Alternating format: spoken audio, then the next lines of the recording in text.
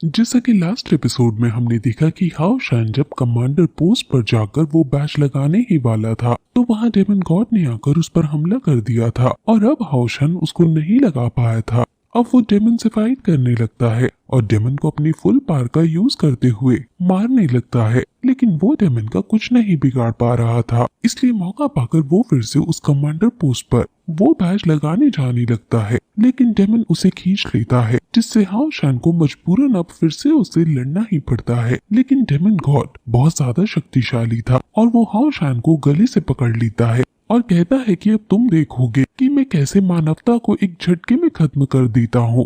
हाओ शान अब तुरंत अपने फुल ऑरा को बाहर निकालता है और डेमन पर हमला करता है। वही बाहर भी काय डेमन से लड़ रही है। बाल्ड हीलर भी बहुत सारे डेमन से लड़ते हुए थक गया है। वॉरियर वैन भी ब्रिज पर खड़ी है और कई सारे डेमन्स को मार चुकी है, लेकिन फिर भी वहाँ डेमन आते जा रहे हैं। लिनजिन और लीजिन भी जो कि अंडरग्राउंड थे, वो बाहर जैसे ही आते हैं वहाँ उनके पीछे डेमन आ जाता है जो छुपा हुआ था। चेरी जो कि डेमन का रूप बनाकर हाओ शान के पास जा रही थी, उस पर वैंग येनजाओ ही डेमन समझकर हमला कर देता है। वो तो अच्छा है कि लास्ट टाइम पर चेरी इनविजिबल हो जाती है। वहाँ डेमन बियर हर तरफ तबाही मचा रहा है और डेमन लैंड मिस्टर जियाजी से लड़ रहा है और कहता है कि तुम अभी तक 3 डेमन गॉड के आगे टिक पाए, तुम्हारी दाद देनी पड़ेगी। लेकिन अब तुम में कितनी स्ट्रेंथ बची है, 30% या 40%? अब तुम कैसे बचोगे? मिस्टर जियाजी डेमन लाइन से लड़ रहे हैं, लेकिन वो बहुत ज्यादा थक चुके हैं और घायल भी हो गए हैं और कहते हैं कि मेरी स्ट्रेंथ चाहे 30% बची हो, मैं फिर भी तुम्हें मार दूंगा। वो उस पर हमला करने जाते हैं, लेकिन डेमन गॉड उसका अटैक एक ही झटके में रोक देता है और उस पर काउंटर अटैक करता है। उनमें बहुत ज्यादा लेवल की फाइट हो रही है और इसमें डेमन लॉर्ड हमें जीतते हुए नजर आते हैं। अब डेमन यहाँ पर जीत रहे हैं और सभी को समझ आ जाता है कि इस जगह पर डेमन्स का कब्जा होने वाला है। वहीं अब जो कमांडर है वो डेमन गॉड पेयर से लड़ने की कोशिश करता है, क्योंकि उसके लोग इसके द्वारा मारे जा रहे हैं और वो खड़ा खड़ा देखने के अलावा कुछ नहीं कर पा रहा है।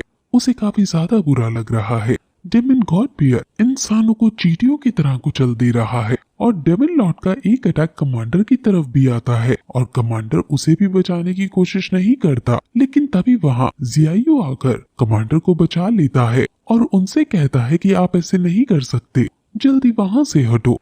कमांडर कुछ नहीं सुन पा रहे थे और उनका ध्यान बस इसमें ही था कि कैसे डेमन गॉड हमारे लोगों को मार रहा है। इसलिए वो तुरंत अपने सभी लोगों से कहता है कि मेरे पास एक प्लान है और वो तुरंत सभी को अपने पीछे महल में ले जाने लगता है और सभी को महल में ले जाने के बाद खुद बाहर रह जाते हैं और गेट लॉक कर देती हैं। यानी वो अकेला अब डेमन गॉड पेयर से लड़ने जा रहा है। जियान उनको बहुत रोकने की कोशिश करता है कि मत जाओ, वहाँ जाना मौत को दावत देना है, लेकिन वो नहीं मानते। जियायू गेट को तोड़ने लगता है क्योंकि ऐसे ही युद्ध में उसके माता और पिता शहीद हो गए थे और अब वो नहीं चाहता कि उसके मेंटोर भी ऐसे ही शहीद हो जाए। कमांडर अपने सैनिकों को आदेश देते हैं कि वो कमांडिंग पोस्ट पर जाएं और सैनिक आदेश मानने के अलावा कुछ नहीं कर सकते हैं। इसलिए वो तो दुखी होकर कमांडिंग पोस्ट पर चले जाते हैं, लेकिन जियायू पूरी ताकत से सिर्फ उस गेट को पीटता रह जाता है। कमांडर सिर्फ लेवल 4 पर हैं और अब उनका मरना वहाँ तय है, लेकिन अगर वो वहाँ नहीं गए तो बाकी बहुत सारे लोग मारे जाएंगे। कमांडर तुरंत बहुत सारे जो वहाँ पर एरो शूट करने का धनुष है उन पर एरो चढ़ा देते हैं और डेमन गॉड पर मारने लगते हैं। डेमन गॉड इससे घायल हो जाते हैं और वो गुस्से में फिर कमांडर पर हमला करता है। कमांडर उससे बचते हुए आगे वाले धनुष पर जाता है और एक तीर उसको मार देता है। वहीं जियान अपनी आर्मर को पहनकर डेमन गॉड से लड़ रहा है, लेकिन डेमन गॉड अपनी ट्रिक से उसके आर्मर को भी तोड़ देते हैं और उसको अपने जाल में फंसा देते हैं।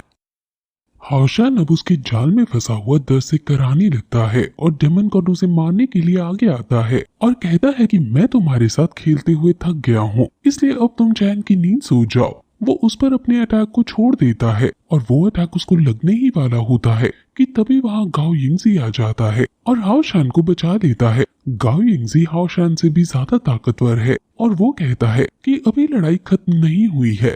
वो तुरंत डेमन गॉड पर हमला कर देता है, लेकिन डेमन गॉड उसकी तलवार को सिर्फ अपनी 2 उंगलियों से रोक देता है। लेकिन तभी गाओ यिंगजी सिल्वर पावर को अपनी एक्टिवेट कर देता है, जिससे उसकी स्ट्रेंथ बहुत ज्यादा बढ़ जाती है। डेमन गॉड भी उसके सिल्वर बॉडी ट्रांसफॉर्मेशन को देखकर हैरान है, लेकिन वो कहता है कि अब तुमसे लड़ने में और तुम्हें मारने में और ज्यादा मजा आएगा।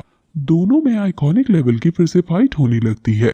वहीं बाहर अब बाल हीलर अपने एक्सट्रीम लेवल पर आ गया है और वॉरियर वैंग भी एग्जॉस्ट हो चुकी है। यांग वैंगजाओ तो अपनी ही फियांसी यानी चेरी पर हमला करने के लिए जा रहा था और लिनसन को अपने पीछे से आने वाले खतरे के बारे में नहीं पता। यहाँ की सिचुएशन बहुत ज्यादा इंटेंस हो रही है।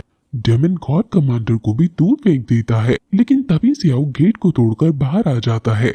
मिस्टर जियासी डेमन लॉर्ड लायन से लड़ कर थक गए हैं और वो बहुत ज्यादा कमजोर पड़ रहे हैं। सैनिक बेरहमी से मारे जा रहे हैं और यहाँ की बिल्डिंग भी कमजोर हो रही है। डेमन गॉड गाओ यिंगजी को गर्दन से पकड़ लेता है और उसका दिल उसके अंदर से निकालने का रिचुअल करने लगता है ताकि गाओ यिंगजी जिंदा लाश बन जाए और डेमन्स की साइड से लड़े। डेमन लॉर्ड गाओ यिंगजी को अपना राइट हैंड बनाना चाहता है। वो उसका दिल निकालने ही वाला था कि तभी हाओ शान के अंदर से लाइट एलिमेंटल फेयरी निकलती है और वो जब हाओ शान को तड़पता हुआ देखती है तो वो उसके लिए कुछ करने का सोचती है। वो तुरंत अपनी डेमन सील से बाहर आती है और हाओ शान के साथ अपना ब्लड कॉन्ट्रैक्ट कर लेती है और हाओ शान के अंदर वो समा जाती है। डेमन गॉड हाओ शान को रोकने की कोशिश करता है, लेकिन गाओ यिंगजी डेमन गॉड को वहां जाने से रोक देता है और हाओ शान एलिमेंटल स्पिरिट फर्नेस के साथ मौज हो जाता है। गाओ यिंगजी मौका पाते ही डेमन के ऊपर अपनी शील्ड लगाता है और उसे फ्रीज कर देता है और फिर तुरंत हाओ शान कमांडिंग पोस्ट पर जाकर इस बैच को लगा देता है। बाहर की सिचुएशन ऐसी है कि बाल हीलर को डेमन ने पकड़ लिया है। वॉरियर वैंग भी अब हार रही है और सारे डेमन हंटर ग्रुप अब मरने ही वाले हैं। जियायू कमांडर की लाश को लिए है और उसका मातम यानी दुख मना रहा है। जैसे ही हाओ शान बैच को लगाता है, डेमन उस पर अपना अटैक कर देता है, लेकिन हाओ शान और डेमन के बीच गाओ यिंगजी आ जाता है और वो अटैक गाओ यिंगजी के आर पार हो जाता है। कमांडिंग पोस्ट अब एक्टिवेट हो जाती है और उसके अंदर से बहुत बड़ी लाइट निकलती है। डेमन गॉड ये देखकर शॉक हो जाता है क्योंकि ये चीज projection of divine throne of protection and mercy है। हाओ शान इस डिवाइन थ्रोन के ऊपर जाता है और थ्रोन पर बैठ जाता है और इस थ्रोन की पार को पूरे एरिया में फैला देता है। इससे पूरे एरिया में लाइट आ जाती है और जितने भी यहाँ सैनिक हैं वो सब डेमन की स्वॉर्ड से उनके अटैक से इम्यून हो जाते हैं, यानी अब डेमन्स के अटैक का उन पर कोई असर नहीं पड़ेगा। अब डेमन इनको टच भी नहीं कर पा रहे हैं और सैनिक बड़े से बड़े डेमन को मार दे रहा है।